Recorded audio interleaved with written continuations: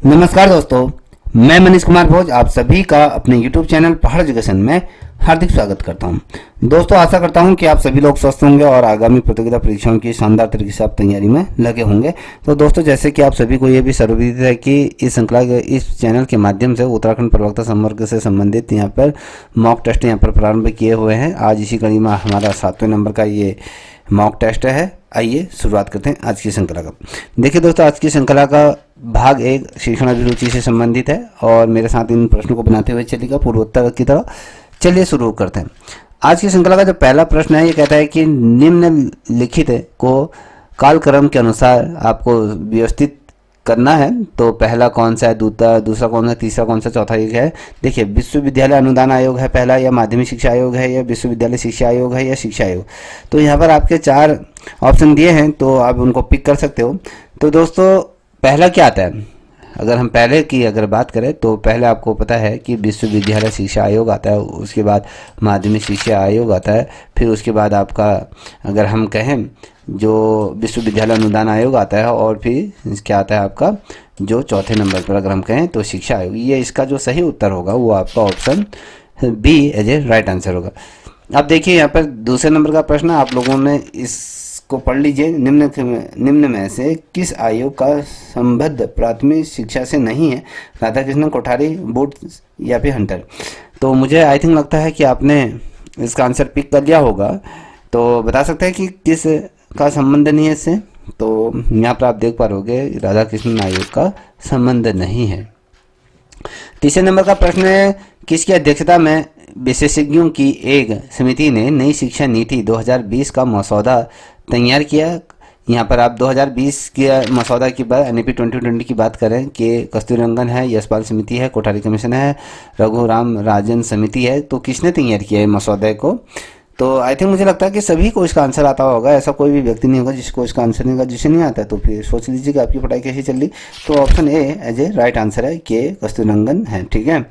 अब यहाँ पर चौथे नंबर का प्रश्न आप देख पा रहे हो, निम्न में शिक्षा के व्यवसायीकरण का गुण है। ठीक है, शिक्षा के व्यवसायीकरण करने का गुण है, श्रम का महत्व है, बौद्धिक स्तर का विस्तार, ये भी दोनों या इनमें से कोई नहीं।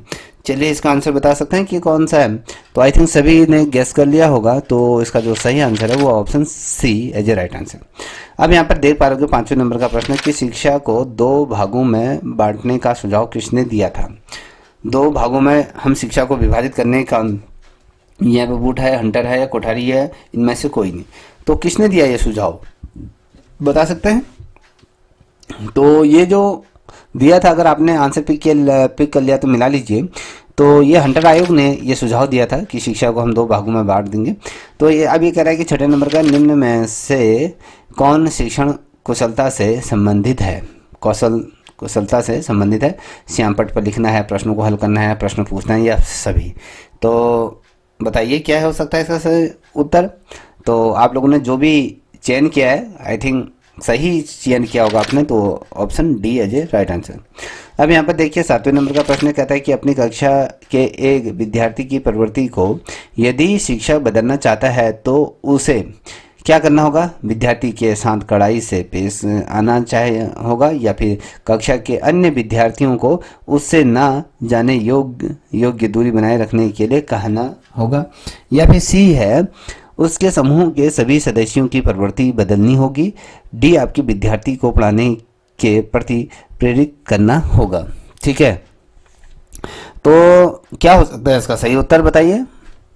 तो अगर हम बात करें इसका जो सही उत्तर है option C as a right answer, उसके समूह के सभी सदस्यों की प्रवृत्ति बदलनी होगी। इस चीज़ का ध्यान रखिएगा। अब बात करेंगे, यहाँ पर देख पा रहे होगे 8वें नंबर का प्रश्न है आपके सामने। 8वें नंबर का प्रश्न क्या कहता है कि पुस्तक एक मुद्रित सामग्री है जिसका प्रयोग शिक्षक कई प्रकार से करता है। निम्न में से कौन सी पुस्तक का प्रकार नहीं है? कौन पुस्तकों का प्रकार नहीं है? पूरक पुस्तकों का, सामान्य पुस्तक है, प्रारंभिक पुस्तक है, संदर्भित पुस्तक है, बता सकते हैं? मुझे लगता है कि इस प्रश्न को बहुत से अभ्यर्थी गलत करेंगे। जो भी इस प्रश्न को सही करेगा मुझे लगता है कि वो सही दिशा में बढ़ रहा है। चलिए बताइए। तो इसका जो सही आंसर है, तो अगर हम कहें तो वो प्रारंभिक पुस्तकें होंगी। ठीक है। अब यहाँ पर 90 नंबर का प्रश्न आप देख पा रहे हो, पूर्व अधिगम सांस्कृतिक भेदभाव तथा पूर्व कार्य स्थिति एवं पूर्व कार्य वातावरण किस प्रकार की बाधा है। प्रश्न पहला है पृष्ठभूमि बाधा है, सामाजिक बाधा है, भौतिक बाधा है या मनोवैज्ञानिक बाधा है। तो बता सकते हैं पूर्व अधिगम की हम बात कर रहे हैं, तो इसका सही उत्तर क्या हो सकता है बताइए। तो इसका जो सही उत्तर है आपका वो ऑप्शन आपका ए पृष्ठभूमि बाधा है, ठीक है। तो इस चीज़ को याद रखिएगा। अब बात करेंगे यहाँ पर आपके 10वें नंबर का प्रश्न है कि किस आयोग ने शिक्षा के दार्शनिक एवं व्यवहारिक दोनों पक्षों पर ध्यान देने का सुझाव दिया। तो ऐसा कौन सा आयोग है जिसने दार्शनिक और व्यवहारिक दोनों पक्षों पर बेसिकली ध्यान देने का सुझाव दिया था। यहाँ पर ज्ञान आयोग है, मुद्यालय आयोग है, कोठारी आयोग है, विश्वविद्यालय आयोग है। चलिए बताइए आप लोग। तो आई थिंक मुझे लगता है जहाँ तक आप लोग समझ गए होंगे कि इसका सही उत्तर क्या है। ये इसका जो सही उत्तर है वो विश्वविद्यालय शिक्षा आयोग है, ठीक है। अब बढ़ते हैं, यहाँ पर आप देख पा रहे होंगे गांधी जी के विचारों में मूल्य है, क्या है गांधी जी के विचारों में क्या मूल्य हो सकता है। यहाँ पर अहिंसा या फिर ज्ञान है, शिक्षा है, आत्मा है, स्वच्छ है, ये आपके छठा स्व अनुभूति है। तो यहाँ पर जैसे कि आप देख पा रहे होंगे इसके आधार पर जो प्रश्नों पे जो टिक लगाए हुए हैं, तो उन चीज़ को आप पिक कर सकते हैं। गांधी जी के विचारों के मूल्य क्या होते हैं, इन 6 में से आपको पिक करना है। तो यहाँ पर टिक भी लगाए हुए हैं, अगर आपने देखा हो। तो इसका जो सही उत्तर है वो ऑप्शन बी ये राइट आंसर। एक तो अहिंसा होता है, आत्मा की शुद्धता होती है, स्वच्छता होती है, स्व अनुभूति होती है, ठीक है। अब बात करेंगे 12वें नंबर का प्रश्न है समाज में प्रचलित हुए आदर्श नियम जिनके प्रति समाज के सदस्य श्रद्धा रखते हैं कहलाते हैं, क्या कहलाते हैं बताइए। स्थानीय मूल्य है या सांस्कृतिक मूल्य है या सामाजिक मूल्य है या आध्यात्मिक मूल्य है। तो क्या हो सकता है इसका सही उत्तर, चलिए बताइए। अगर आता है तो आंसर दीजिए, नहीं आता है तो फिर इस आंसर को देखते हुए चलिएगा। तो इसका जो सही उत्तर है सामाजिक मूल्य, ठीक है। अब बात करेंगे 13वें नंबर का प्रश्न है कि किस प्रकार का संगठनात्मक परिवेश प्रधानाचार्य के निष्प्रभावी प्रयासों के नाम से चित्रित किया गया है। मुक्त परिवेश या स्वायत्त परिवेश या फिर पितृशय परिवेश या फिर बंधित परिवेश। तो बता सकते हैं इसका सही उत्तर क्या हो सकता है। अगर मैं आपको इसका सही उत्तर बताऊं तो ऑप्शन पितृशय परिवेश की हम बात करेंगे, ऑप्शन सी है जे राइट आंसर इसका, ठीक है। अब वहीं पर ही 14 नंबर का प्रश्न आपके सामने रख रहा हूँ। केंद्रीय शिक्षा मंत्रालय की स्थापना वर्ष 1947 में की गई थी। इसे दो भागों और शिक्षा मंत्रालय और वैज्ञानिक अनुसंधान एवं सांस्कृतिक विषयों का मंत्रालय में कब बांटा गया है, ठीक है। तो किस वर्ष से ये बांटा गया है कि 2 भागों में, एक तो हो गया आपका शिक्षा मंत्रालय और दूसरा हो गया आपके वैज्ञानिक अनुसंधान सांस्कृतिक विषयों का मंत्रालय के रूप में विभाजित। 1955, 1958, 1960, 1963। तो बता सकते हैं किस वर्ष से किया गया था। बड़ा ही अच्छा प्रश्न है, तो इस प्रश्न का उत्तर गलत ना दें, कोशिश करें कि इस प्रश्न का उत्तर सही तरीके से आप दें। तो दोस्तों चलिए, इसका जो सही उत्तर है वो option B as a right answer है। तो 1958, ठीक है। अब यहाँ पर आप देख पा रहे हो 15 नंबर का प्रश्न आप देख पा रहे हो अपने स्क्रीन पर। यह कहता है कि शिक्षा की क्रियाओं में शामिल किया जाता है। शिक्षा की क्रियाओं में शामिल किया जाता है, क्या किया जाता है। शिक्षण को, प्रशिक्षण को, अनुदेशन को, इनमें से कोई नहीं। अब जब आप शिक्षा का कार्य कर रहे हैं तो उसमें क्या क्रियाओं को सम्मिलित किया जा सकता है, बता सकते हैं। तो अगर आपको आता है तो बताइए, चलिए आंसर दीजिए। तो अगर हम कहें शिक्षण को, प्रशिक्षण को, अनुदेशन को, तो इसमें से कोई नहीं है, ठीक है, याद रखिएगा। अब बढ़ते हैं 16 नंबर के प्रश्न। 16 नंबर के प्रश्न को यहाँ पर देखिएगा। यहाँ पर क्या था, उच्च प्राथमिक स्तर पर कहानी रचना के लिए उपयोगी सामग्री होगी। फिर से क्वेश्चन को देखिए, उच्च प्राथमिक स्तर पर कहानी रचना के लिए उपयोगी सामग्री होगी। क्या उपयोगी सामग्री होगी आप यहाँ पर देख पा रहे हो। श्यामपट हो गए, फ्लैक्स कार्ड होगा, या फिर चित्रकथाएं होंगी, या फिर ये सभी। तो बता सकते हैं कि क्या सही हो सकता है। तो जो आप सोच रहे हैं बिल्कुल सही सोच रहे हो, तो ये सभी हैं, ठीक है। Option D as a right answer. तो यहाँ पर सक्रिय अनुबंध अनुक्रिया सिद्धांत का प्रतिपादन किसने किया था। BF स्किनर है, या फिर रॉबर्ट मैगरा है, या फिर रॉबर्ट है, या फिर इनमें से कोई नहीं। तो क्वेश्चन बता सकते हैं कि इसका सही उत्तर क्या हो सकता है? दोस्तों इसका जो सही उत्तर है वो स्किनर है, तो इसने BF स्किनर, तो ऑप्शन ए सही है। तो यहाँ पर आप 18 नंबर का प्रश्न आप देख पा रहे हो, निम्न में कहाँ राष्ट्रीय शैक्षिक अनुसंधान एवं प्रशिक्षण परिषद NCERT का क्षेत्रीय महाविद्यालय नहीं है? अजमेर में नहीं है, मैसूर में नहीं है, भुवनेश्वर में है, कोलकाता में, किस स्थान पर ये क्षेत्रीय कार्यालय नहीं है, ये बताना है आपको। तो यहाँ पर देखिए, ये अजमेर या फिर मैसूर या भुवनेश्वर ये तो है, तो ये कोलकाता में नहीं है, ठीक है। अब यहाँ पर देखिए, फैकिंग ने कक्षा के आधार पर शोध करके क्या निष्कर्ष निकाला, ये बताना है आपके। बड़े आकार के कक्षा के छात्रों के मूल्यांकन का प्रभाव सार्थक था, या छोटे आकार के कक्षाओं के छात्रों के मूल्यांकन का प्रभाव सार्थक था, या ये भी दोनों, इनमें से कोई नहीं। चलिए बताइए, जल्दी से आंसर दीजिए। तो जो आप लोग सोच रहे होंगे, जो भी सोच रहे होंगे वो बहुत अच्छा सोच रहे होंगे, सही आंसर पिक करोगे आप, मुझे जहाँ तक लगता है। चलिए इसका आंसर क्या है दीजिए। इसका जो सही उत्तर है दोस्तों, ये option B as a right answer है। और बहुत से बच्चे ऑप्शन सी की तरफ जा रहे होंगे, मगर गलत हो जाता आपका। छोटे आकार के कक्षाओं के छात्रों के जो मूल्यांकन का प्रभाव सार्थक था, ये याद रखिएगा, ठीक है। अब देखिए 20वें नंबर का प्रश्न कहता है कि राष्ट्रीय सामाजिक विज्ञान अनुसंधान परिषद की स्थापना किस संस्था के सुझाव के आधार पर की गई थी? UGC के आधार पर की थी, या सामाजिक आधारित आयोग के आधार पर की थी, आधारिता आयोग के उस पर की थी, शिक्षा आयोग की, योजना आयोग के, किसके उस पर की गई थी? चलिए बताइए जल्दी से। हम कहते हैं कि राष्ट्रीय सामाजिक विज्ञान अनुसंधान परिषद की स्थापना के बारे में बात कर रहे हैं, तो इसका जो सही उत्तर है ये योजना आयोग है, ठीक है। अब यह समवर्ती व्यक्तित्व में पाया जाता है, क्या पाया जाता है? सुंदर दिखने की इच्छा होती है, या अच्छे वस्त्र धारण करना होता है, या दृढ़ इच्छा शक्ति होती है, उच्च शिक्षा, क्या हो सकता है? समवर्ती व्यक्तित्व के बारे में बात करते हैं, तो सही उत्तर क्या हो सकता है दोस्तों इसका? तो इसका जो सही इच्छा है, तो अगर हम कहें तो ऑप्शन सी, दृढ़ इच्छा शक्ति होती है। इस चीज को ध्यान में रखिएगा। चलिए 22वें नंबर का प्रश्न को देखते हैं। निम्नलिखित कथनों पर विचार कीजिए, कह रहा है साफल्य निर्धारण से आश्रय मापन प्रतिक्रिया से किसी चर पर व्यक्ति को स्थित व परिणाम ज्ञान होने से है, या फिर निदानात्मक कार्य से आश्रय मापन प्रतिक्रिया से छात्रों की कमजोरियां व कठिनाई को ज्ञात करने से है, यह पूर्व कथन कार्य से आश्रय वर्तमान स्थिति को जानकर भविष्य में कार्य क्षमता से संबंधित अनुमान लगाने से होता है। तो यहाँ पर आप देख पा रहे होंगे कि ये उपरोक्त कथन में से कौन सा कथन आप सही है, इसको पिक कर सकते हैं। जहाँ तक मुझे लगता है आप लोगों ने पिक भी कर लिया होगा, ठीक है। चलिए आप क्या करें, 1 से लेके 100 नंबर तक आप क्या बना ले, 1 2 3 करके बना लीजिए, और जो प्रश्न आपका सही होता है उसके सामने टिक मारते हुए, इससे आपका स्वयं मूल्यांकन होगा कि कितना क्वेश्चन है। आप इस तरीके से करोगे तो आपको पता नहीं चलेगा कितना टाइम करे, कितने क्वेश्चन सही हुए, ठीक है। ये करोगे तो ठीक है, नहीं करोगे तो आज जिस स्थिति में उसी स्थिति में रह जाओगे, ठीक है। बेशक मेरी बात कड़वी लग रही होगी, ठीक है। चलिए इसका उत्तर दीजिए। तो दोस्तों इसका जो सही उत्तर है वो ये क्या है, उपरोक्त सभी है, option D as a right answer. अब देखिए ये कहता है कि समाज, यहाँ पर देखिए समाज मिति के संदर्भ में निम्न कथनों पर विचार करिए।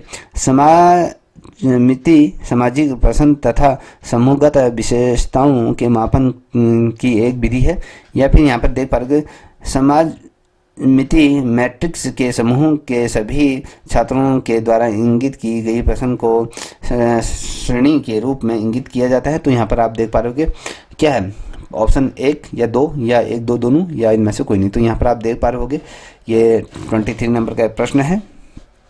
चलिए बताइए क्या हो सकता है इसका आंसर। तो आई थिंक मुझे लगता है कि आप लोग इसका आंसर देने में सक्षम होंगे।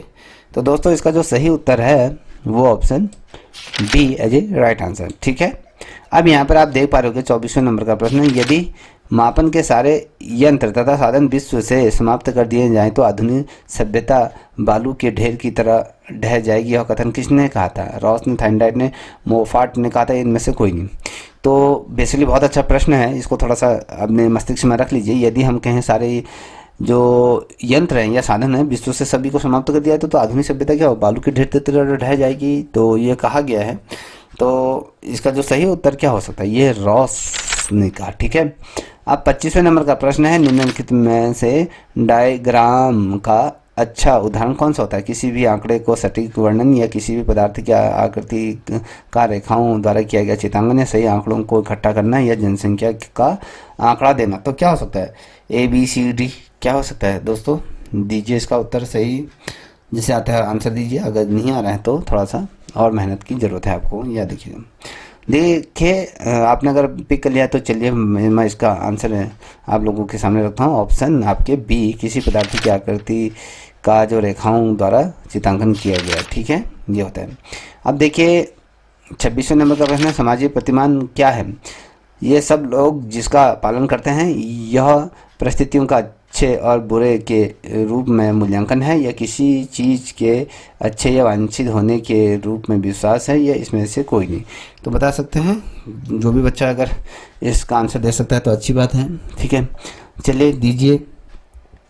देखिए इसका जो सही उत्तर है वो आपका ऑप्शन सी, यह किसी चीज़ के अच्छे और वांछित होने के रूप में विश्वास है। ठीक है, ये इसका सही उत्तर है। देखिए दोस्तों 27वें नंबर का प्रश्न है कि ये कहता है व्यावसायिकी शिक्षा किस तरह के छात्रों को प्रदान की जाएगी। यहाँ पर कक्षा 10 के छात्रों की अगर हम बात करते हैं या निर्वर्धाली जो विद्यालय में नहीं आते उन वैसे से विद्यालयों के छात्रों को, या फिर ए बी, ये दोनों। ठीक है, ये इनमें से कौन है, चलिए बताइए। ए बी दोनों है या ए है या बी है या डी है, बताइए जल्दी से। देखिए दोस्तों इसका अगर सही उत्तर दूं तो ऑप्शन सी, ये ए बी दोनों है। ठीक है, चलिए यहाँ पर देख पा रहे होंगे, यहाँ पर 28वें नंबर का प्रश्न कहता है कि अखिल भारतीय माध्यमिक शिक्षा परिषद की स्थापना कब की गई थी। 1950 में, 1955 में, 1960 में, 1965 में। मुझे लगता है कि प्रश्न बहुत दफ़े पूछा गया। अगर आप लोग इस श्रृंखलाओं को देखते होंगे तो निश्चित रूप में ये प्रश्न आपको अब मुखाग्र याद हो गए होंगे। तो ये जो की गई थी 1955 में किया गया था। ठीक है, अब यहाँ पर देखिए 29वें नंबर का प्रश्न है, जो शिक्षक कक्षा में छात्रों को बोलने की स्वतंत्रता नहीं देता उसका कक्षा में विचार प्रेषण किस तरीके से होता है। ये देखिए, सफलतापूर्वक चलता है, सफलतापूर्वक नहीं चलता है, छात्रों द्वारा बाधित होता है या अध्यापक द्वारा बाधित होता है। तो इनमें से क्या हो सकता है। यदि आप कैलकुलेटर में शिक्षक बनते हैं तो इस कंडीशन में क्या होगा बता सकते हैं, सही उत्तर क्या हो सकता है। अगर आप लोगों ने पिक कर लिया तो चलिए इसका सही उत्तर। तो इसमें क्या होता है, सफलतापूर्वक नहीं चलता है, याद देखिएगा। ठीक है, अब देखिए 30वें नंबर का प्रश्न, निम्न में क्रियात्मक परीक्षण नहीं है। आर्मी बीटा परीक्षण है या शिकागो परीक्षण है या वेल्सल या टेस्ट है या आर्मी अल्फा परीक्षण है। चलिए बताइए क्या हो सकता है इसका सही उत्तर। यदि आता है तो आंसर दीजिए। तो दोस्तों ये जो क्रियात्मक परीक्षण नहीं है कह रहा है, तो इसमें जो नहीं है आर्मी बीटा परीक्षण नहीं है। ठीक है, अब यहाँ पर 31वें नंबर का प्रश्न को आप देख पा रहे होंगे। ये कहता है कि निम्न में से कौन विश्वसनीयता के प्रकारों में शामिल है। स्थायी गुण, स्थायित्व का गुण है या तुल्यात्मक गुणक है या अर्ध विच्छेद विधि है या उपरोक्त कथनों में से कौन सा कथन है सही। इसको देख लीजिए पहले, फिर आप कथनों की तरफ मैं आपको ले जाता हूँ। तो यहाँ पर आप कथन देख पा रहे होंगे। ये कहता है कि केवल एक, केवल दो, केवल एक, दो, तीन या इनमें से कोई नहीं। चलिए बताइए। 31वें नंबर का ये प्रश्न है। तो आई थिंक इसका जो सही उत्तर है वो 1, 2, 3 ये सारे सही हैं। ठीक है, यहाँ पर आप देख पा रहे होंगे जो हमने कहा कि स्थायी और ये जो 3 के 3 गुण विश्वसनीयता के प्रकार होते हैं। ठीक है, अब बढ़ते हैं आगे की तरफ बढ़ रहे हैं। 32वें नंबर का प्रश्न तो आपके यहाँ पर है। देखिए, निम्न कथनों पर विचार कीजिए। आपको इन कथनों पर विचार करना है, उसमें चयन करना है। ये कहता है पहला, वस्तुनिष्ठ परीक्षण निबंधात्मक परीक्षण की सापेक्ष अधिक विश्वसनीय और वैध होते हैं। या दूसरा कहता है इस प्रकार के प्रश्नों के मूल्यांकन करते समय परीक्षक को निर्धारित अंक प्रदान करता है। या तीसरा, वस्तुनिष्ठ प्रकार अनेक प्रकार के हो सकते हैं। या फिर आप देख पा रहे हो आपको चयन करना है, केवल एक, 1, 2, 3 या फिर सी आपका 1, 2 ना 2, 3 या इनमें से कोई नहीं। चलिए बताइए क्या हो सकता है इसका आंसर। चलिए आंसर दीजिए जल्दी से। चलिए इसका जो सही उत्तर है वो 1, 2, 3 ये सभी हैं। ठीक है, अगर हम इसका सही उत्तर दें तो A, 2, 3 अगर कहें तो बी ऑप्शन सही है। अब यहाँ पर आप देख पा रहे 33वें नंबर का प्रश्न, दीर्घ श्रवण उपकरण सीखने वालों को व्यक्ति, घटनाओं व वस्तुओं और कारण तथा प्रभाव संबंध के नियोजन अनुभव से लाभ उठाने का अवसर देते हैं। यह कथन निम्नलिखित में से किसका है? बता सकते हैं? विलियर्स का है, क्रो एंड क्रो का है, जीन पियाजे का है, रिस्कन का है, तो बता सकते हैं किसका है? चलिए सभी को इसका आंसर आता है, मुझे पूरा विश्वास है आप लोगों को इसके आंसर आते होंगे। तो दोस्तों इसका जो सही उत्तर है क्रो एंड क्रो को ही इसका सही जाता है। 34वें नंबर का प्रश्न है, शैक्षिक प्रौद्योगिकी से अभिप्राय है, क्या हो सकता है? तो शैक्षिक प्रौद्योगिकी से अभिप्राय की अगर हम बात करें, ये दृश्य श्रवण सामग्री का उपयोग, मशीनों का उपयोग, कला एवं विज्ञान से मध्यस्थता, तो इनमें से कोई नहीं। चलिए आप लोग इसका आंसर देते हुए चलिएगा कि अगर आप लोग इस श्रृंखला के जितने भी प्रश्न आपके सामने रख रहा हूँ, अगर आप उसमें से 90% प्रश्न भी बना लेते हैं तो ये सोच लीजिए कि आप जो तैयार हो गए हो वो आपके अभी आप 55% तैयार हो गए हो, या दिखेगा। तो कम से कम ये होना चाहिए कि आप सभी प्रश्नों का सही उत्तर दीजिए आप, क्योंकि दिन बहुत कम रह गए हैं। परीक्षा के दृष्टिकोण से अगर देखें तो दिन आप बहुत ही नाम मात्र के रह गए। ठीक है, चलिए इसका उत्तर दीजिए। तो इसका जो सही उत्तर है वो ऑप्शन सी, कला एवं विज्ञान में मध्यस्थता। ठीक है। अब 35वें नंबर का, निम्न में से कौन शिक्षण कौशल नहीं है? प्रश्न अनुशीलन कौशल है, या पृष्ठ पोषण कौशल है, या उत्तर कौशल है, या उद्दीपन परिवर्तन कौशल है, तो बता सकते हैं कि इसका सही उत्तर क्या हो सकता है? देखिए दोस्तों इसका जो सही उत्तर है वो उत्तर कौशल होता है। ठीक है। अब बात करते हैं यहाँ पर, देखिए सूक्ष्म शिक्षण व्यवस्था का प्रथम सोपान होता है, पाठ नियोजन होता है, शिक्षण कौशलों की चर्चा होती है, आदर्श पाठ्य प्रस्तुतिकरण होता है, अभिन्यास होता है। चलिए जल्दी से आंसर दीजिए, सभी को आता है। चलिए इसका जो सही उत्तर है आपने अगर पिक कर लिया तो मिला लीजिए, ये ऑप्शन डी अभिन्यास होता है। ठीक है। अब यहाँ पर देख पा रहे होंगे 37वें नंबर का प्रश्न कहता है कि कंप्यूटर ने इंटरनेट में कंप्यूटर पर किस फाइल को सर्वे करने को क्या कहते हैं?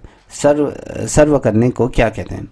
अपलोडिंग या डाउनलोडिंग या प्रोग्रामिंग या मोजीफिंग, क्या कहा जाता है? बताइए। चलिए कंप्यूटर के तो आप महाधुरंधर होंगे तो निश्चित रूप में आपको ये आता होंगे। तो इसको जो कहा जाता है दोस्तों, इसको जो कहा जाता है वो डाउनलोडिंग कहा जाता है। ठीक है। अब इन पे विचार करिएगा। ठीक है। कथन पर ये कहता है कथन 1, कथन 2, यहाँ पर कथन ए है, ये कारण है। तो कथन 1 कहता है कि सर्व शिक्षा अभियान को प्राथमिक शिक्षा के सार्वभौमिक के लिए शुरू किया गया है, और आर कहता है कि इस योजना को संपूर्ण भारत में लागू किया गया। तो क्या है, ए और आर दोनों सही है, और आर ए की सही व्याख्या है, या ए आर दोनों सही हैं परंतु आर ए की सही व्याख्या नहीं है? ए आर सही है, आर गलत है, ए गलत है, आर सही है। तो क्या हो सकता है? तो इस तरीके से प्रश्न पूछे जाते हैं, तो इस तरीके से प्रश्न आपको आने चाहिए। ये प्रश्न तो खासतौर से गलत नहीं होने चाहिए आपके, मैं अपने दृष्टिकोण से समझता हूँ। तो क्या हो सकता है इस प्रश्न का सही उत्तर? दोस्तों इसका जो सही उत्तर है आर ए बी है। ए और आर दोनों सही है परंतु आर ए की सही व्याख्या नहीं है। ठीक है, इस चीज़ को मनन करिए। अब देखिए 39 नंबर का प्रश्न, इस प्रश्न को यहाँ पर देख लीजिए, आपके ऑप्शन ऊपर हैं। तो यहाँ पर देखिए शिक्षा के क्षेत्र में आरक्षण लागू होने से निम्न में से क्या होता है? ठीक है, निम्न में से क्या होता है? यहाँ पर देखिए शिक्षा में विसंगतियाँ आती हैं, सामाजिक एकरूपता आती हैं, या सामाजिक रूप से पिछड़े व्यक्तियों को सहायता मिलती है, इनमें से कोई नहीं। तो बता सकते हैं कि सही ऑप्शन क्या है? तो बेसिकली अगर हम कहें जो आरक्षण दिया जाता है, जो समाज में जो दबे कुचले जिनको शिक्षा से वंचित किया जाता है, अगर हम कहें उच्च वर्ग में जो निम्न वर्ग के जो हैं उनको शिक्षा से पृथक रहे, तो आज आरक्षण देने का मेन उद्देश्य हो गया उन लोगों को भी शिक्षा की मुख्य धारा में लाने का, कहीं ना कहीं समाज में एक समान रूप उनको दिया जाए, समाज की मुख्य धारा में उनको प्रभावित करने का लक्ष्य रखा जाता है। सामाजिक रूप से पिछड़े व्यक्तियों को सहायता मिलती है, कहीं ना कहीं वो उठने का मौका मिलता है। जो विरोध कौन करता है? जो स्वयं उठा होता है, जिसके पास सब कुछ होता है, तो वो व्यक्ति हमेशा क्या करता है? आरक्षण के धुर विरोधी ये होते हैं। तो पहले चीज़ें को बोलने से पहले समझना अत्यंत अनिवार्य होता है। ठीक है, 40वें नंबर का प्रश्न यहाँ पर करा, स्कूल चलो अभियान के संबंध में निम्न कथनों पर विचार कीजिए। यह कार्यक्रम कक्षा 1 से लेकर 8 तक के बच्चों के लिए, उसके लिए मध्याह्न भोजन और व्यवस्था विस्तार किया गया है। अनुसूचित जनजाति जाति अल्पसंख्यक वर्गों के बच्चों के लिए छात्रवृत्ति की व्यवस्था की गई है। राजस्थान में स्वचालित विद्यालय की स्थापना की गई है। उपरोक्त कथनों में से सही कथन आपको चुनना है, 1 2 या 3 4 या 1 2 3 या फिर सभी। चलिए दोस्तों, सभी लोग इस प्रश्न का आंसर देते हुए चलिएगा। आई थिंक मुझे लगता है सभी ने इस प्रश्न को पिक भी कर लिया होगा आंसर, तो इसका जो सही उत्तर है option D as a right answer. ठीक है, चलिए आगे बढ़ते हैं। आपका भाग 2 आ रहा है सामान्य अध्ययन। ठीक है, अब सामान्य अध्ययन से संबंधित प्रश्न आपके पूछे जाएंगे, तो यहाँ से भी आपको एक भी प्रश्न आपको छोड़ना नहीं है, सभी प्रश्नों को आपको सही तरीके से पिक करना है। दोस्तों मैं आपको बता दूँ, जो ये प्रवक्ता संवर्ग की जो भर्ती है, बहुत से अभ्यर्थी इस बार जो LT भर्ती परीक्षा है जिन बच्चों ने दी थी, ऐसे बहुत से बच्चे होंगे जिसमें अगर मेरे को 51,000 लोगों ने दिया था तो उसमें 1500 लोगों का ही सिलेक्शन होना है। अभी 1300 लोगों का ही चयन सूची आई है, तो और बच्चे तो बाहर हो ही गए ना। आप ये सोचिएगी कि हमें ज़िंदगी में क्या करना है। ठीक है, अभी ये जो भर्ती है आप लोगों के लिए बहुत अच्छे हैं, चांस हैं कि क्योंकि ये जो पद निकले ऊँट के मुंह में जीरे के समान है, तो आपको ये बहुत दृढ़ संकल्प होकर आपको अपने लक्ष्य के प्रति सजग होना, उस टारगेट को हिट करना है। यदि आप ऐसा कर गए तो समाज में आपकी जय जयकार होगी, अन्यथा नहीं कर पाए तो समाज आपको घृण दृष्टि से आपको देखेगा और हास्य की दृष्टि से आप अपेक्षाएं नहीं हो, अपेक्षाएं आपकी करेंगी, तो याद रखिएगा। ठीक है, तो इस चीज़ का हमेशा मानना। अब बहुत से बच्चे कहेंगे बड़ा अर्क है कहने वाला, तो जो ये कहता है कि बड़ा अर्क है, तुम्हारी उम्र में मैं 4-5 जॉब कर चुका हूँ, अभी मैं 5वीं जॉब में हूँ, वो भी गवर्नमेंट, इतना ध्यान रखिएगा। ठीक है, तुम्हारे जैसे LT के तो मैंने 2 बार LT निकाल के छोड़ दिया है, 2 बार मेरा लेक्चर में भी सिलेक्शन हुआ, तो इस चीज़ का हमेशा मनन करिए। ठीक है, यदि आपके अंदर करने की क्षमता है तो निश्चित रूप में आपका सिलेक्शन हो सकता है। कोई भी उसको आपके लक्ष्य को कोई भी भेद, अगर कोई भी आपके रास्ते में रोड़ा आता है तो उसको आप साइड कर सकते हैं। ठीक है, चलिए यहाँ पे 41वें नंबर का प्रश्न है सामान्य अध्ययन के प्रश्न के। उपभोक्ता संरक्षण विधेयक 1986 में कितनी धाराएं व अध्याय है? ये बहुत ही अच्छा प्रश्न है दोस्तों। इस प्रश्न को 31 अध्याय हैं, 29 4 अध्याय हैं, 29 5 अध्याय है, 31 है 5 अध्याय। तो अच्छा क्वेश्चन है, इसको पिक करिए। क्या हो सकता है इसका सही उत्तर? चलिए फटाफट आंसर देते हुए चलेगा, क्योंकि वीडियो बहुत लेंथी हो जाती है, तो इसलिए फटाफट करते हैं। चलिए, अगर इसका जो सही उत्तर आपने अगर पिक कर लिया तो इसका जो सही उत्तर है ऑप्शन ए, 31 और 4 धाराएं हैं। ठीक है, यहाँ पर आप देख पाओगे 42वें नंबर का प्रश्न है, विश्व में सर्वप्रथम किसने सूचना का अधिकार कानून 1766 में लागू किया था? स्वीडन ने, भारत ने, कनाडा या फ्रांस ने? तो बता सकते हैं किसने किया था? तो आप सभी को ये सर्वविदित है, वो स्वीडन ने किया था, भारत में 2005 में आया था। ठीक है, तो यहाँ पर आप देख पा रहे होगे सूचना का अधिकार अधिनियम 2005 के तहत नागरिकों को निम्न शक्तियाँ प्राप्त होती हैं, निम्न में से कौन गलत है? सरकार से कोई भी सूचना प्राप्त करना है, सरकार निर्णय की प्रति प्राप्त करना होता है, सरकारी दस्तावेज का निरीक्षण करना, केंद्रीय आरक्षित पुलिस बल की सूचनाएं प्राप्त करना होता है, तो इसमें कौन सी गलत है? तो ये आपको बताना है। ठीक है, आई थिंक मुझे लगता है कि आप सभी लोगों ने इसे पिक लिया होगा, तो option D Ajay right answer है। ठीक है, देखिए दोस्तों, जो सूचना का अधिकार तो भारत में लाया गया था ना, मगर अब सरकारों द्वारा ही इसे कमज़ोर कर दिया गया। अब उतनी सूचनाएं आपको नहीं दी जा रही है। ठीक है, अभी हाल फिलहाल में ही एक घटनाक्रम चल रहा होगा, आपने देखा होगा कि सूचना के अधिकार के माध्यम से कई दफ़े प्रधानमंत्री जी की डिग्री मांगी गई थी, मगर आयोग आप दे नहीं रहे। ऐसे बहुत ढेर सारे ऐसे चीज़ें हो रही हैं जो आपके सूचना के अधिकार द्वारा नहीं दी जा रही, तो कहीं ना कहीं सरकारों द्वारा ही इन कानून को कमज़ोर किया जा रहा है। ठीक है, अब यहाँ पर देखिए आ रहे हो 44वें नंबर का अपना राइट टू एजुकेशन क्या बात करो 2009 के अनुसार गरीब बच्चों के लिए सीटों का कितने सीटें आरक्षित होंगे? 10 20 25 या 50? जल्दी से आंसर दीजिए। तो आप सभी को इसका आंसर आता है, तो आई थिंक मुझे लगता है कि सभी ने कर लिया होगा, तो 25%। ठीक है, अब यहाँ पर देख पा रहे होगे, तो नई राष्ट्रीय शिक्षा नीति 2020 कौन सी भाषा को कक्षा 5 तक खत्म कर दिया गया है? हिंदी, अंग्रेजी, उर्दू, संस्कृत, किसे खत्म कर दिया गया है? कक्षा 5 तक के अगर बता सकते हैं तो जो कर दिया गया है कक्षा 5 तक की अगर हम कहें तो ये अंग्रेजी। ठीक है, तो अब यहाँ पर आप देख पाओगे तराइन का प्रथम युद्ध 1191 ईस्वी में किसके मध्य लड़ा गया? मोहम्मद गौरी और भीम, या मोहम्मद गौरी और पृथ्वीराज तृतीय के बीच, या मोहम्मद गौरी और जय सिंह के साथ, मोहम्मद गौरी और अजय पाल के साथ, किसके साथ तराइन का जो युद्ध लड़ा गया था, बताइए जल्दी से। 46वें नंबर का ये प्रश्न है। ठीक है, बताइए दोस्तों, जो ये लड़ा गया था ये मोहम्मद गौरी और पृथ्वीराज तृतीय के बीच ये लड़ा गया था। Option B as a right answer. ठीक है, चलिए आगे बढ़ते हैं। 47वें नंबर का, अंग्रेजों ने फूट डालो और शासन करो की नीति कब अपनाई थी? 1877 में, 1833 में, 1858 में, 1799 में, तब कब अपनाई थी? ये अच्छा प्रश्न है। आई थिंक मुझे लगता है कि इस प्रश्न का उत्तर आप लोग दे रहे होंगे, देने में सक्षम भी होंगे। तो इसका जो सही उत्तर है अगर हम बात करें तो 1858 के बाद। ठीक है, अब यहाँ पर देख पा रहा हूँ 39वें नंबर का प्रश्न, राष्ट्रीय आय के आंकड़े भारत में कौन जारी करता है? NSSO या CSO या नीति आयोग या इनमें से कोई नहीं। तो बता सकते हैं कि किसके द्वारा ये जारी किए जाते हैं? तो जो किया जाता है CSO के द्वारा जारी किए जाते हैं। ठीक है, अब यहाँ पर देखिए 49वें नंबर का, भारत की अर्थव्यवस्था को किस वर्ष तक 5 ट्रिलियन बनाने का लक्ष्य रखा गया है? केंद्र सरकार ने 2022-23, 24-25, 27-28 या 29-30। तो आपने कई दफ़े मंच से सुना होगा, प्रधानमंत्री मोदी 5 ट्रिलियन की अर्थव्यवस्था को हम छू रहे हैं, तो इस तरीके से बहुत चीज़ें सुनी। तो वो अर्थव्यवस्था का लक्ष्य कब तक का रखा है ये आपको बताना। चलिए बताइए कब तक का लक्ष्य रखा है? तो दोस्तों आपको 24-25 के में रखा गया था। ठीक है, अब देखिए 50 का, वायुमंडल में ओजोन स्तर के अवक्षय का कारण कौन सा रासायन होता है? ठीक है, जो उसको अवरुद्ध कर देता है, जो उसको कमज़ोर कर देता है? क्लोरोफ्लोरोकार्बन है, नाइट्रिक ऑक्साइड है, कार्बन डाइऑक्साइड है, या सल्फर डाइऑक्साइड है? कौन ओजोन परत को बहुत ज़्यादा क्षति पहुंचा रहा है? तो ये आपको बताना है। देखिए दोस्तों, अगर मैं क्लोरोफ्लोरोकार्बन है वो, ठीक है। अब देखिए यहाँ पर 5 नंबर का प्रश्न, मानव यंत्र में कितने वक्र तनु होते हैं? 1, 2, 3, 4। तो बता सकते हैं कितने होते हैं? तो बेसिकली सभी को आता होगा, अपने शरीर में थोड़ा नज़र डालो तो वो दिखाई देंगे। तो ये 2 होते हैं। ठीक है, अब यहाँ पर आप देखिए 52 नंबर, पारिस्थितिकी तंत्र का एक तंत्र है जिसमें शामिल है घरौल एवं अधिवास, जिसमें मानव निवास करता है, उनके वातावरण से संबंधित पौधे, या सी उनके वातावरण के साथ जैविक संगठनों का अंतः निर्भरता, या फिर डी स्थानीय दशाओं के साथ साथ मानव की अंतर्निर्भरता। तो बता सकते हैं इसका सही उत्तर क्या हो सकता है?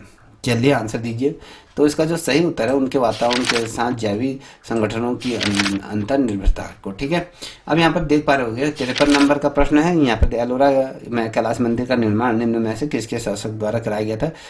कदम्ब या राजपूत या चोल या चेर, किसके द्वारा कराया गया था? तो आप लोगों ने पढ़ा होगा निश्चित रूप में। तो ये राजपूतों द्वारा इसको निर्माण किया गया था, इस चीज़ का ध्यान रखिएगा। ठीक है, 54 नंबर का प्रश्न है कि कुतुब मीनार दिल्ली में है, आप सभी को पता है, का निर्माण किसके द्वारा कराया गया था? बाबर, कुतुबुद्दीन ऐबक या हुमायूं या अकबर? तो निश्चित रूप में ये तो बच्चों वाला प्रश्न है, तो ये आपको आता होगा कुतुबुद्दीन ऐबक। इसमें बहुत से बच्चे गलत भी कर जाएंगे।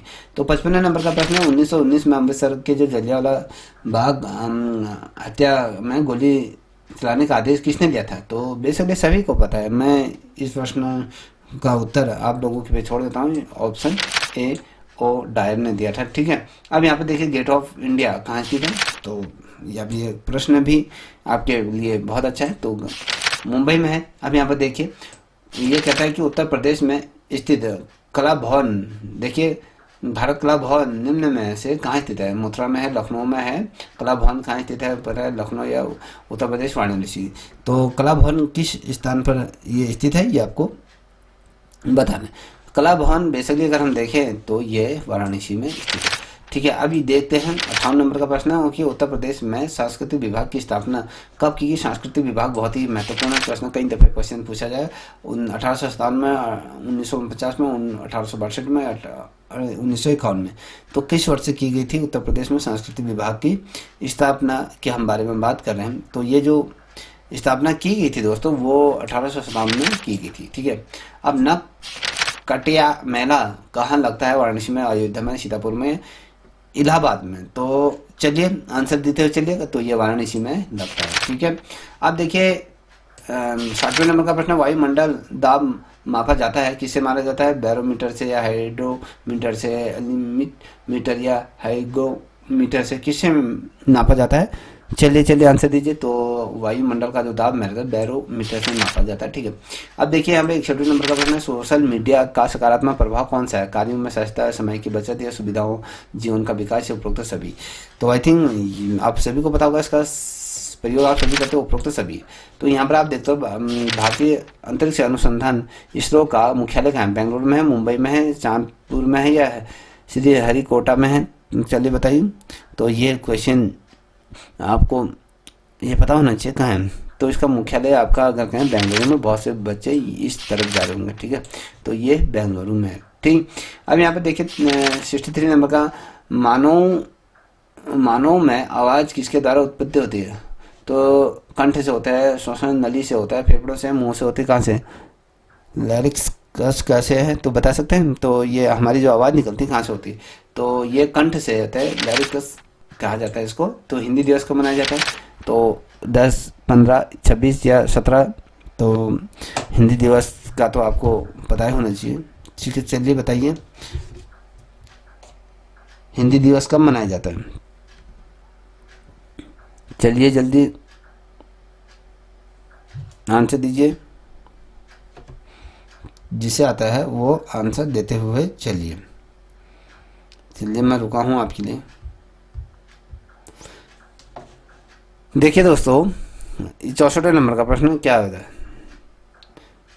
हिंदी दिवस जो 14 सितंबर को मनाया जाता है, आप सभी को पता है, ठीक है। इस दिन मनाने का मकसद क्या होता है? हिंदी भाषा को मान्यता महत्व देना होता है। और साल 1949 में संविधान सभा ने भी हिंदी को क्या था, भारत की आधिकारिक भाषा घोषित किया था। इसी दिन को याद करते हुए हर साल क्या होता है, हिंदी दिवस मनाया जाता है। और हिंदी दिवस मनाने की जो वजह होती है, हिंदी भाषा जो होती है देश में सर्वाधिक रूप में बोली जाती है। हिंदी को राजभाषा बनाने का फैसला देश के पहले प्रधानमंत्री जवाहरलाल नेहरू ने लिया था। और 1918 में राष्ट्रपति महात्मा गांधी ने भी साहित्य सम्मेलन में हिंदी राज्य को राजभाषा पर बनाने के लिए जोर दिया था। क्योंकि आप सभी को पता है कि जो हिंदी को हर क्षेत्र में फैलाना है, हिंदी के प्रति प्रेम और शिक्षा को जोड़ना होता है, और साथ ही हिंदी भाषा मान्यता और महत्वता को बढ़ाता ही है। और हिंदी, जहाँ तक हम बात है, हिंदी भाषा को प्रोत्साहित करना होता है और हिंदी के प्रति लोगों की जागरूकता पैदा करना होता है, ठीक है। ये आपको पता होगा। अब यहाँ पर GST कितने प्रकार के होते हैं, ठीक है, बताइए। GST कितने प्रकार के होते हैं? 2, 3, 5, 4। तो ये 4 प्रकार के होते हैं, ठीक है। GST 4 प्रकार के होते हैं, ठीक है। तो याद रखना। चलिए आगे बढ़ते हैं। ये 66 नंबर का प्रश्न है, ठीक है। अब यहाँ पे देखो, संयुक्त राष्ट्र की स्थापना 24 अक्टूबर 1945 को हुई थी। इसका मुख्यालय क्या है? न्यूयॉर्क में, मनीला में है, नेपाल में है, बांग्लादेश में। तो कहाँ है संयुक्त राष्ट्र की जो स्थापना हुई थी, इसका मुख्यालय की हम बारे में बात करें तो मुख्यालय कहाँ है? तो मुख्यालय अगर कहें न्यूयॉर्क में इसका मुख्यालय है, ठीक है। 67 नंबर का प्रश्न, निम्नलिखित धातुओं में से सर्वाधिक हीन चालक कौन सा है? ठीक है, लोहा, सीसा, सिल्वर, स्वर्ण। तो बता सकते हैं कि कौन सा है? तो इसका जो सही उत्तर है वो सीसा है, ठीक है। अब यहाँ पे देखिए 68 नंबर का, चाय पर लाल टिट्स या रेड रड्स निम्न में से किसके कारण लाता है? ठीक है, ये बैक्टीरियम, कवक, हैरी शैवाल है या विषाणु से? चलिए बताइए।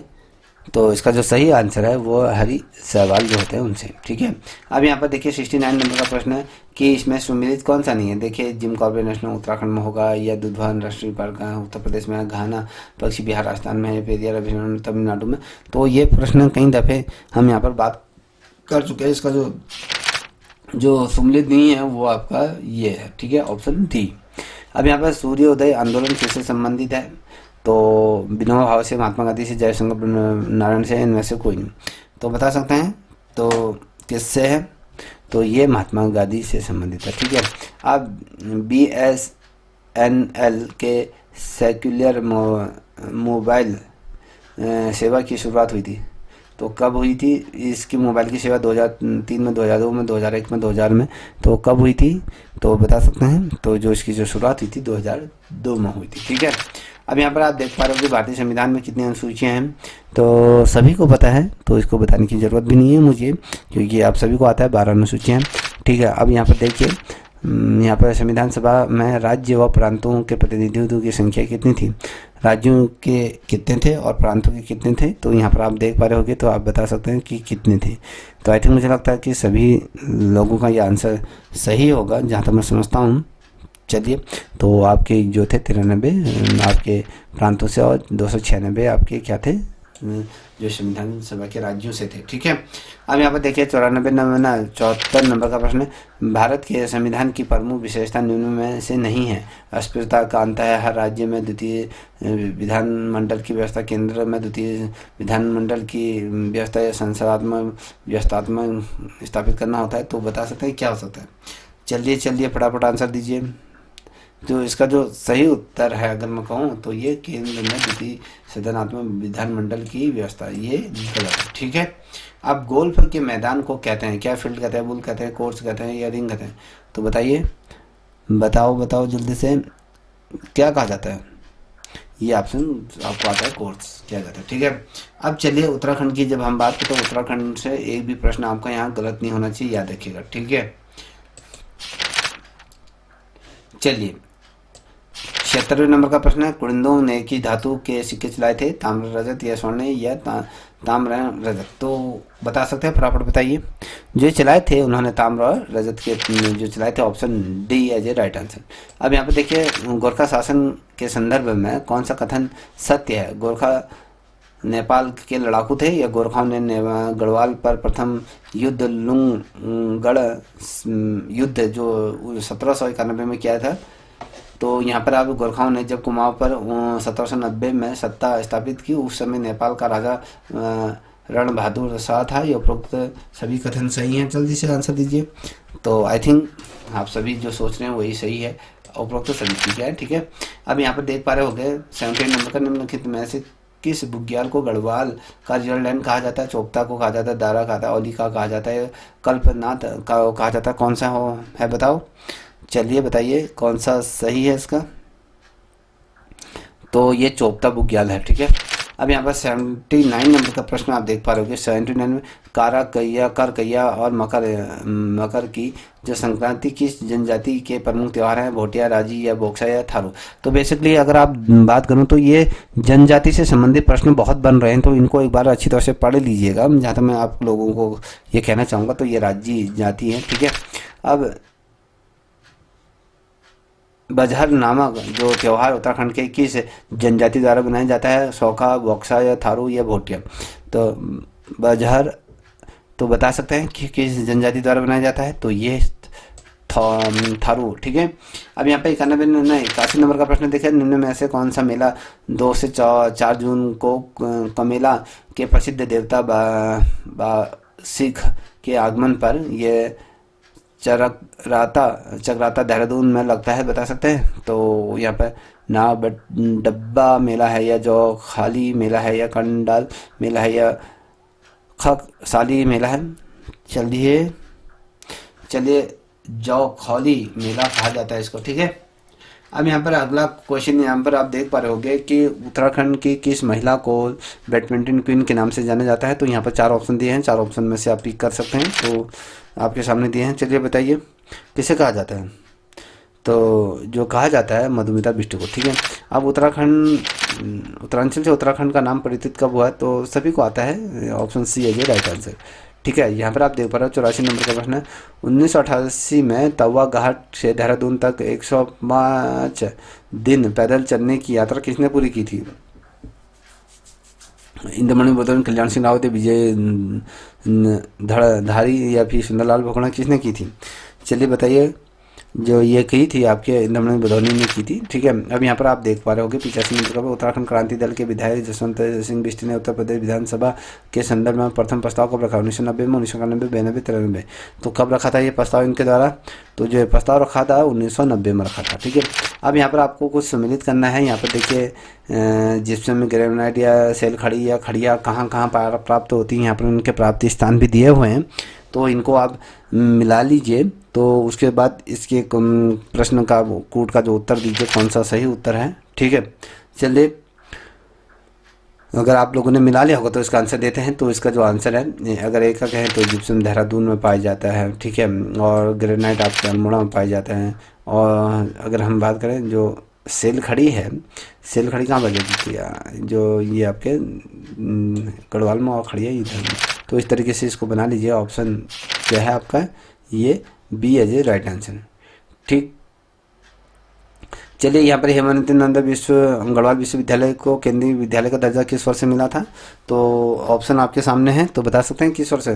तो जो इसका सही उत्तर आप लोगों ने अगर पिक कर लिया है तो मैं इसका उत्तर दे देता हूँ। तो ये जो था आपके 15 जनवरी 2009 को। उत्तराखंड का हरेला पर्व संबंधित है किससे है? तो ये भी बहुत सरल प्रश्न है। तो ये क्या है, वृक्षारोपण से संबंधित है, ठीक है। अब यहाँ पर उत्तराखंड की प्रथम महिला पुलिस महानिदेशक कौन थी? बहुत ही सिंपल सा प्रश्न है। तो इस प्रश्न का भी उत्तर आप को आता होगा। मुझे नहीं लगता है कि ऐसा कोई भी बच्चा होगा इसका जो आंसर नहीं दे पाएगा, ठीक है। ये कंचन चौधरी भट्टाचार्य है, ठीक है। अब 90 नंबर का प्रश्न है। अब आप मिलाना है कौन क्या है, कौन सा किसको कहा जाता है, ठीक है। एक आध मिला लो और सब कुछ आपके मिल जाते हैं। तो इस चीज़ को नोट कर लीजिए, कौन किस खेल से संबंधित खिलाड़ी और उसका वो दिया है, तो वो कोड आपका निकल के सामने आ जाता है, ठीक है। तो ये तो मैं नहीं बताऊंगा, ये तो बहुत सिंपल सा है, इसको आप बना लीजिएगा। चलिए, अब देखिए, ये कह रहा है पल कागज बनाने का उद्योग कहाँ स्थित है? लाल कुआं में है, अल्मोड़ा में है, रानीखेत में है, ये है। तो सभी को पता है भैया कि ये कारखाना आपके लाल कुआं में ही है। अब 92 नंबर का, उत्तराखंड में ताम्र नगरी के नाम से प्रसिद्ध है, कौन सा ताम्र नगरी के नाम से? अल्मोड़ा ही है। तो यहाँ पर देखिए, किस नृत्य में किसी प्रकार का कोई गीत नहीं गाया जाता है? छोलिया या चाचरी है, लखिया नृत्य है, या पांडव नृत्य है, लाइये नृत्य है? तो बता सकते हैं किसमें कुछ नहीं गाया जाता है? चलिए बताइए, ऐसा कौन सा नृत्य है? जो ये है छोलिया नृत्य, ठीक है। उसमें सिर पे धुन बजते और छलिया उसमें डांस करते रहता है। देखिए, अब यहाँ पे 94 नंबर का प्रश्न, राज्य उत्तराखंड राज्य की तिथि को अस्तित्व में आया? बेसिकली आप सभी को पता है, 9 नवंबर 2000 को, ठीक है।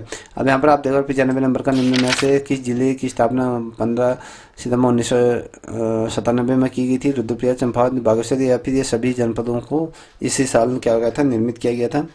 चलिए बताइए किस वर्ष से किया गया था? दोस्तों, अगर मैं बात करूँ, ये सभी हैं, ठीक है। अब यहाँ पर आप देख पा रहे होंगे 96 नंबर का प्रश्न, एथलीट सुरेंद्र चंद पांडे जिन्होंने अंतर्राष्ट्रीय स्तर पर 2 स्वर्ण पदक जीते थे, वो किस जिले से संबंधित? अल्मोड़ा, चंपावत, देहरादून, हरिद्वार। तो कहाँ से हैं बताइए, बता सकते हैं आप, मुझे पूरी आशा है। तो ये अल्मोड़ा से, ठीक है। तो यहाँ पर आप देख पा रहे होंगे 97 नंबर का, विष्णु गाड़ जल विद्युत परियोजना अलकनंदा नदी पर निर्मित है। इसकी क्षमता 400 मेगावाट है। किस स्थान पर है? चमोली, टेहरी, पिथौरागढ़, बागेश्वर, कहाँ है बता सकते हैं? चलिए बताइए। तो दोस्तों, ये चमोली में, ठीक। अब यहाँ पर कह रहा है कि क्षेत्रफल की दृष्टि से सबसे छोटा जिला कौन सा? रुद्रप्रयाग, चंपावत, देहरादून, हरिद्वार।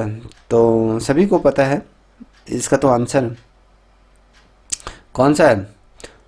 चंपावत, ठीक है। अब यहाँ पे देखो कि उत्तराखंड का दूसरा सर्वोच्च कामेत जिसकी ऊंचाई 7,765 मीटर है, ये कहाँ स्थित है? पिथौरागढ़, चमोली, उत्तरकाशी, रुद्रप्रयाग में।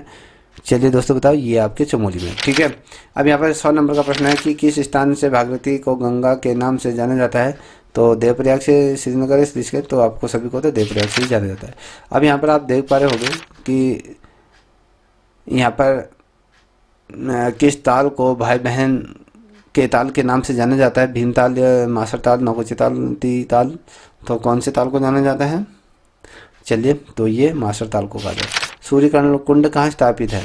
गंगोत्री, यमुनोत्री, अल्मोड़ा या काशीपुर? तो बता सकते हैं सूर्य कुंड, तो ये आपके यमुनोत्री में है, ठीक है। तो चलिए आगे बढ़ रहे हैं। तो यहाँ पर आप देख पा रहे होंगे 103 नंबर का, उत्तराखंड में भूमि मापने की इकाई नाली या मुट्ठी या बीघा या सभी? तो किसे कौन सा है? तो ये सभी चीज़ों से मापा जाता है। देखिए 104 नंबर का, उत्तराखंड में लोक रत्न नाम से किसे जाना जाता है? गुमामी या सुमन जी को कहा जाता है? गौरव देवी या कालू मेहरा, किसे कहा जाता है? इस नाम से किसे संबोधित किया जाता है? तो गुमानी पंथ को कहा जाता है, ठीक है। तो यहाँ पर आप देख पा रहे लाखों गुफा उडियार की खोज हुई जो अल्मोड़ा के बाड़ीछीना के पास दलभंडा पर स्थित है। इसमें से किन चित्रों में रंग सजाया जाता है? मानव, पशु, या फिर ये दोनों हैं, ठीक है। ये आपकी क्या है, ये श्रृंखला यहाँ पर कंप्लीट होती है। और जो ये सामान्य बुद्धि परीक्षण की जो ये प्रश्न है, इसको मैं बोर्ड में आप लोगों को हल कराऊंगा, ठीक है। तो याद रखिएगा इसमें, ठीक। तो ये आप लोगों को अगर ये श्रृंखला आपके परीक्षा के दृष्टिकोण से अच्छी लगी होगी तो प्लीज़ आपसे रिक्वेस्ट है इस चैनल को भी आप सब्सक्राइब करें, साथ ही अपने दोस्तों को साझा करें। तब तक के लिए इतना ही। जय हिंद, जय भारत, जय उत्तराखंड।